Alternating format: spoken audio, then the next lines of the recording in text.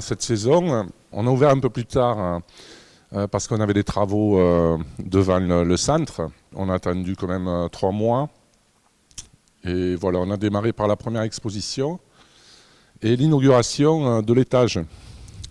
Parce que voilà, pendant ces 3 mois, en fait, on a réalisé, ici avec mon père, aux manettes, on a réalisé cet escalier qui nous a permis d'accéder donc à l'étage là-haut. Puis il y a eu aussi beaucoup de travail sur les bassins notamment pour pouvoir mettre en fonction cet étage et cette galerie.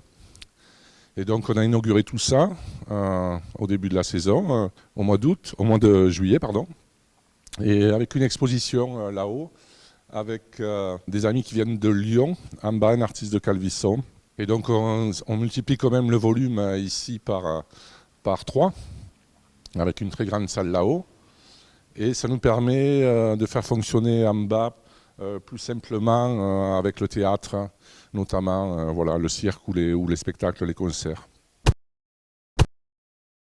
Donc je vous présente ici, c'est le travail d'un artiste qui s'appelle Osvaldo Olivato, qui a son atelier à Calvisson, et que j'avais rencontré il y a 2 années. Donc c'est un travail que j'aime beaucoup, avec de la matière, donc matière végétale, et de la chaux.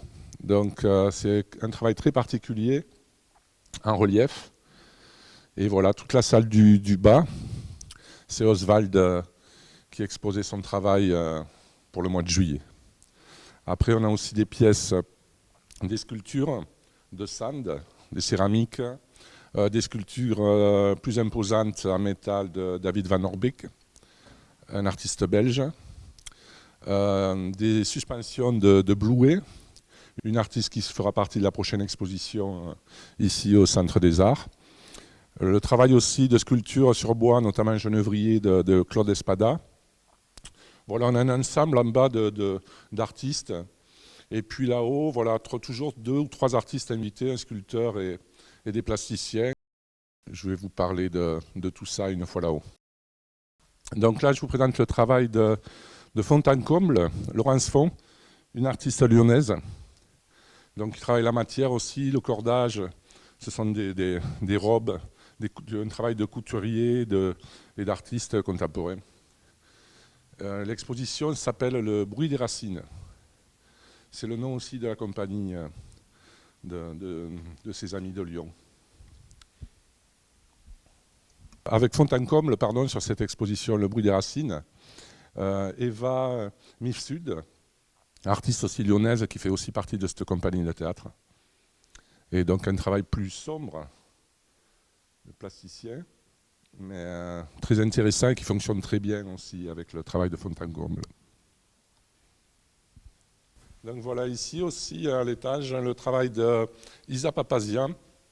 Donc c'est un travail particulier de découpage, de collage, un découpage sur papier avec de scalpel.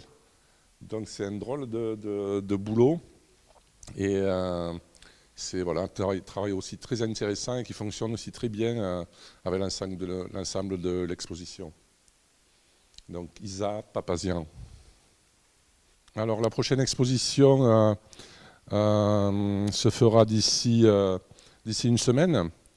On va donc changer, enlever les œuvres ici en bas et d'autres artistes qui vont nous arriver de la région bordelaise. Donc 3 artistes en haut, un sculpteur, Jean-Philippe Rosenplatt, 2 plasticiennes, Blouet, Pascal Vergeron, voilà, toutes 2 aussi de Bordeaux. En bas, Pascal Girard, un artiste qui nous vient de Perpignan, qui présentera son travail dans le hall. Voilà la prochaine exposition qui s'appelle Bifurcation intérieure-extérieure.